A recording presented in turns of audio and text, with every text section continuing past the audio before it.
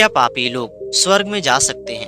एक बार गौतम बुद्ध से उनके शिष्य ने पूछा कि हे गुरु, हम तो अक्सर जानते हैं और समझते हैं और सुनते भी हैं कि जो लोग पापी होते हैं उन्हें कभी भी स्वर्ग नहीं मिलता है, उन्हें हमेशा नरक ही मिलता है।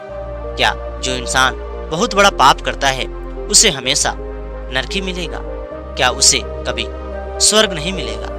गौतम बुद्ध मुस्कुराए और कहने लगे कि बेटे, इंसान के अपनों कर्मों का फल जरूर मिलता है, चाहे वह कर्म अच्छा हो या बुरा हो। अगर जो पापी इंसान है, अगर वह कर्म अच्छा करता है, उसके पाप धीरे धीरे खत्म हो जाते हैं। आज मैं आप लोगों को इसी से जुड़ी एक कहानी सुनाने जा रहा हूँ और गौतम बुद्ध उन्हें एक कहानी सुनाते हैं और कहते हैं, इस कहानी को ध्यान से सुनो। बहुत समय पहले की बात है। किसी नगरी में एक बाजारी औरत रहा करती थी। बाजारी औरत का मतलब एक वेश्या औरत रहा करती थी। जो वेश्या औरत अपने तन और मन को बेचा करती थी। स्त्री और पुरुष उसे गांव में बहुत ज्यादा बुरे स्त्री के नाम से बुलाया करते थे। उसके जीवन में ऐसी घटना हुई कि उससे वह मजबूर कर दी। जब वह उसके भाई बहन इस संसार को छोड़ के चले गए, उसकी माँ बची हुई थी। माँ के बचने की वजह से उसने माँ को इलाज के लिए पैसे इकट्ठा किए, लेकिन जितना पैसा इकट्ठा करती उतना पैसा माँ के खर्च में चला जाता। कभी कभी माँ का इलाज नहीं होता और माँ पीड़ा के मारे बहुत ज्यादा रोती थी।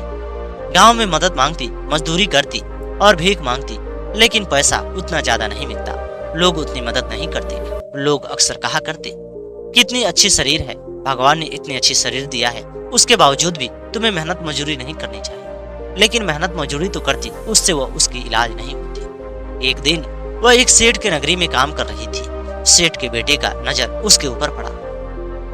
सेठ के बेटे के नजर जैसे उसके ऊपर पड़ा और वे उसके ऊपर बुरा नजर डालने लगा। सेठ के बेटे ने कहा कि हे स्त्री, तुम्हारी जो भी मजदूरी है तुम्हें घर आकर मैं दे दूंगा, तुम अपने घर से बाहर मत आना। और वे घर लेकर आया और दे देता है। उससे तरह तरह की बातें करता है। उसके तन और मन को वह जांचना चाहता था कि आखिर उसके मुंह से क्या निकल रहा है और क्या नहीं निकल रहा है, जिसके चलते अब वो स्त्री चुपचाप ही थी। एक दिन वह सेठ का लड़का उसके साथ वह संबंध बनाने की कोशिश किया और उसे तरह तरह की चरित्रहीन जैसी बातें को बोलने लगा, जिसकी वजह से वह स्त्री को गुस्सा आई और उसने जोर से थप्पड़ मारा। उसने भी उसे जोर से थप्पड़ मारा और वे कहने लगी कि मैं जाकर सेठ से शिकायतें करूंगा। और वे जाकर उसके पिता से जब वो शिकायतें करती है, पिता ने उसे इनकार किया और कहा कि तुम मेरे बेटे के ऊपर आरोप लगा रही हो, जिसकी वजह से दोबारा भी उसने ऐसा ही हरकत किया। करते करते उसने उसके साथ जबरदस्ती एक दिन संबंध बना ही लिया। अब वो स्त्री चुपचाप थी। उससे समझ में नहीं आया कि मैं क्या करूं। अगर मैं इसके पिता से कहता हूं तो वे मेरे को ही डांटता है, मेरे ऊपर ही आरोप लगाता है और वे मुझे काम ही नहीं देगा। उसके बाद वह सेठ के बेटे ने उसे मोटी रकम दिया और कहा कि ये ले लो, तुम्हारी माँ का इलाज हो जाएगा। उसने पैसे फेंक दिए। जब वो अपने घर पे गई, माँ बहुत ज्यादा चीख रही थी, चिल्ला रही थी। उसे रात भर नींद नहीं आया। उसके मन फिर से वही हुआ कि वो सेठ का बेटा जो पैसे दे रहा था मुझे ले लेना चाहिए। वे जाकर गुस्से से कहती है कि आप मुझे पैसे दे दो जो देना चाहते हो। उसने पैसे दिया और वे ले जाकर माँ का इलाज कराई। दूसरे दिन सेठ का बेटा आया और कहा कि देखो, इसमें क्या कौन सी बुरी बात है, आगे चल के मैं तुमसे विवाह कर लूंगा। तुम मेरे साथ ऐसे ही गैर संबंध में रहो और मैं तुमसे विवाह करूंगा, तुम्हें चिंता की बात नहीं है और माँ का इलाज होता रहेगा। अब वो स्त्री भी मान गई कि चलो कोई बात नहीं, और वे दोनों गैर संबंध में रहने लगे। माँ का इलाज होता और उसे किसी भी प्रकार को दुख और तकलीफ नहीं होता। सेठ का बेटा उसे कम काम करने देता, ऐसे ही उसे सारे मजदूरों को मालिक बना दिया। और मजदूर को मालिक बनने के बाद वह स्त्री काम करना चाहती थी, लेकिन काम करने नहीं देता। स्त्री को लगने लगा कि ये सेठ का बेटा सच में मेरे को बहुत अच्छे से मानता है। एक दिन समय आया कि उसकी माँ मर गई। उसकी माँ इस संसार को जैसे छोड़ के गई, अब वो स्त्री के जीवन में कोई नहीं था। अब वो तो और ज्यादा उसके साथ गैर संबंध बनाता और हमेशा उसके घर आता जाता। कोई उसे कुछ भी नहीं कहा करता। एक दिन सेठ को जैसे ये बात पता चली, सेठ ने उस स्त्री को बहुत ज्यादा पीटा और गांव से बाहर निकाला और कहा कि ये स्त्री चरित्रहीन है, मेरे बेटे को बर्बाद कर रही है। और उसके बेटे ने कहा कि हाँ, ये स्त्री मेरे से पैसे ठगती थी और कहा करती थी अगर तुम मेरे को पैसे देते रहोगे तो मैं तुम्हारे साथ गैर संबंध में रहूंगी। मैंने उसे गैर संबंध बनाने से मना किया, लेकिन वो कहने लगी कि मैं गांव में पूरी तरह से शोर मचाऊंगी। मैं अपनी इज्जत प्रतिष्ठा बचाने के लिए मैं ऐसा कदम उठाया था।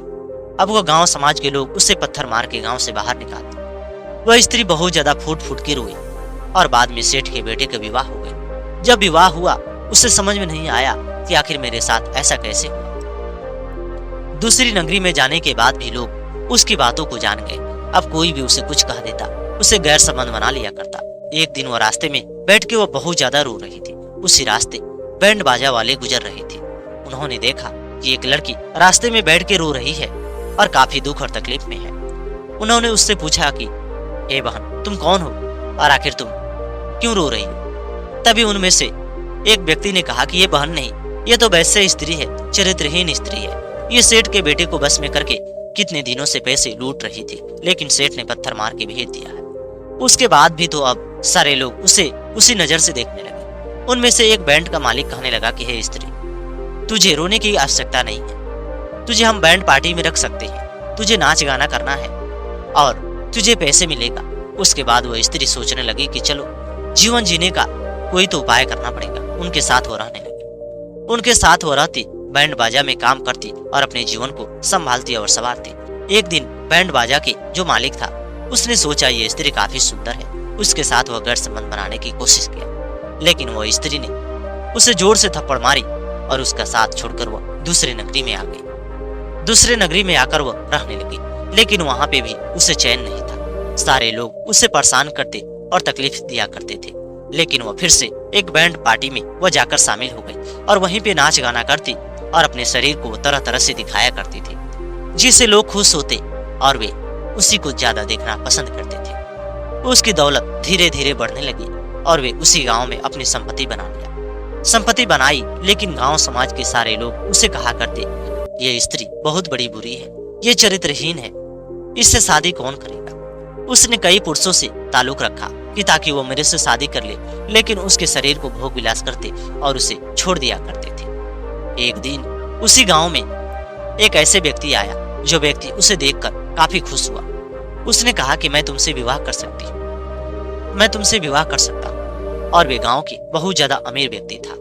जैसे उसने विवाह को कहा, गांव के लोगों ने कहा कि आप ये क्या कर रहे हो, इस स्त्री से विवाह करोगे, इसकी धन संपत्ति को देखकर तुम विवाह कर रहे हो। लेकिन ये स्त्री चरित्रहीन है, कई पुरुषों के साथ इसका चक्कर चलता है और ये नाच गाना में काम करती है। जिसे सुनकर उसने छोड़ दिया और कहा कि नहीं, मैं तुमसे विवाह नहीं करूंगा, और वे वहां से चला गया। उसने कहा कि अब तो मेरे से पाप हो रहा था, लेकिन भगवान ने ये पाप होने से बचा लिया, नहीं तो ये पाप हो जाता। अब वो स्त्री सोचने लगी कि मेरे से शादी विवाह कौन करेगा। अगर मेरी शादी विवाह हो जाती तो मैं अपने पति के साथ रहती और मेरे ऊपर कोई भी बुरा नजर नहीं डालता। मेरे घर में कोई आ जाता है और कोई चला जाता है और मैं कुछ भी नहीं कर पाती। उसने सोची कि जाने दो, मुझे गरीब लड़के से भी विवाह कर लेना है, लेकिन मुझे अपने पति चुनने का हक होना चाहिए। और वे एक दिन रास्ते से गुजर रही थी। जैसे वो रास्ते से गुजर रही थी, उसी रास्ते एक बूढ़ा व्यक्ति मिला।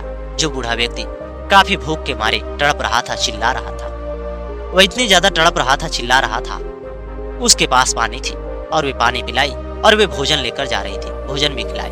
खिलाने के बाद वह कहने लगे कि मेरे आंख से दिखाई नहीं देता, एक काम करो बेटी, तुम अपने घर लेकर चलो, मेरा इलाज करवा दो, मेरा इस संसार में कोई नहीं है। और वे अपने कंधे उठाती है और वे ले जाकर घर रखती है।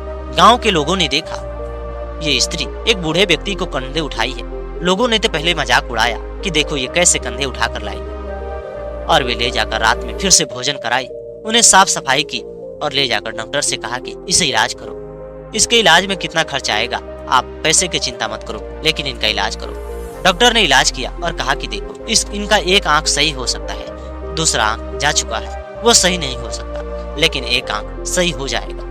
उसने पैसे जमा किया और उनका एक आंख सही हो गया। उन्होंने अपनी आंख से देखना शुरू किया। उसके बाद उन्होंने बहुत बड़ी दुआ दिया और कहा कि हे बेटी, तुम सदा खुशी रहो, तुम्हारा जीवन इसी तरह बरकरार रहेगा। अब वह उन्हीं के साथ रहने लगी। उसके बाद उसी नगरी में एक ऐसे व्यक्ति आया जो व्यक्ति ने उससे शादी करने के लिए हाँ कहा। गांव के लोग उसे चिढ़ाते रहे, लेकिन उसने कहा कि नहीं, मैं उससे विवाह कर लूंगा। उसकी दूसरी शादी होने वाली थी, लेकिन उसने इसी स्त्री से विवाह किया क्योंकि उसकी पत्नी पहले ही संसार को छोड़ के चली गई थी। गांव के लोगों ने मना किया, उसके भाई बहनों ने मना किया, उसके रिश्तेदारों ने मना किया, लेकिन वो नहीं मान पाया। कहा कि नहीं, मैं उससे विवाह करूंगा। गांव के लोगों ने कहा कि देखो, इसे धन की नशा है और ये नशे के लिए ही विवाह कर रहा है। इसे धन संपत्ति बहुत ज्यादा चाहिए, इसलिए धन संपत्ति के लिए विवाह कर रहा है। इन लोगों ने उसका बहुत ज्यादा मजाक उड़ाया। जब उसकी मजाक उड़ी, लेकिन वह शादी करने से पीछे नहीं हटा और वे स्त्री के साथ उसने विवाह किया। विवाह करने के बाद वह स्त्री की भी चाल वैसे ही थी। उसने बताया कि देखो, अब आपको बैंड पार्टी में कोई भी समारोह नहीं करना है, आपको नाच गान नहीं करना है, अब तो मेरी पत्नी बन चुकी हो। लेकिन उसके भाई बहन ने और उसके माता पिता ने उसे घर रहने को नहीं दिया। जिस व्यक्ति ने उससे शादी किया था, उसके सारे अपने ने उसका साथ छोड़ा और कहा कि नहीं, तूने हमारी बातों को नहीं समझा और हम लोगों ने माना करते रहे, उसके बाद भी तूने शादी कर लिया। अब तेरा घर यहाँ से नहीं है, तेरा घर उजड़ चुका है। उसके बाद वह वैश्या के ही घर पे रहने लगा। अब वो स्त्री सोचने लगी कि कोई बात नहीं। और धीरे धीरे उनका समय बीत रहा था। एक दिन वह वैश्या अपने घर से कहीं जा रही थी। शहर में जाने की वजह से वो कोई सामान लेकर आ रही थी। तभी उसे प्यास लगा था और वे कुएं के पास पहुंची। जैसे वह कुएं के पास पहुंची, लेकिन उसमें बाल्टी तो मौजूद नहीं था, बाल्टी तो नीचे गिर चुका था। वह सोचने लगी कि अब मैं पानी कैसे पीऊं। तभी वह देखती है कि एक कुत्ता प्यास के मारे तड़प रहा है और उसकी दम घुट रही है। उसने तुरंत अपनी जुत्ती निकाली और जुत्ती निकालकर उसे वो पानी भर के उसे पिलाई। पिलाने के बाद वो कुत्ते को होश आया और जैसे वो कुत्ते को होश आया, वह कुत्ता उठ के बैठ गया। ये सब देखकर उसे बहुत ज्यादा खुशी हुई और वे कुत्ते को जब राहत आई, वे वैश्या ने फिर से दोबारा ही पानी निकाली और फिर से पिलाई। वे कुत्ता पानी पीता रहा। जब उसका पानी से पेट भर गया, वे वैश्या वहां से जाने से पहले ही अपने साथ कुछ सामग्री खाने पीने की ली थी, उसके सामने रख देती है। वे खा लेता है। खाने के बाद वह वैश्या आने लगती है। अब उसके पीछे पीछे वो कुत्ता भी आने लगता है। कुत्ता से कहने लगती है कि कुत्ता, मेरे पास कुछ भी नहीं है। लेकिन कुत्ता उसकी बोली को कैसे जानता। अब वो घर आती है, तब तक कुत्ता भी उसका पीछा आने लगा। उसका पति पूछने लगा कि ये क्या है।